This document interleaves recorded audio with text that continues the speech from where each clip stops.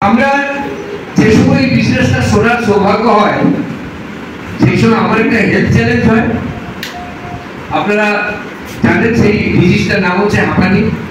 আমার ওই হাঁপানিতে আমি আক্রান্ত হই।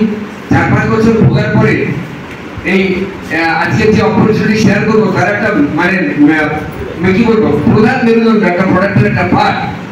সেই প্রোডাক্টের কিছু সন্ধান পেয়েছিলাম।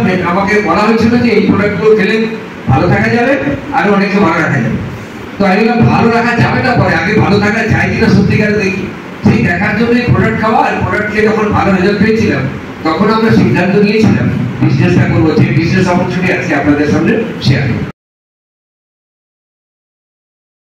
মানে আমার দাদু ছিল, তার সব কি বলে সেও জানি না, তাদের হাঁপানি ছিল, আমারও ছিল।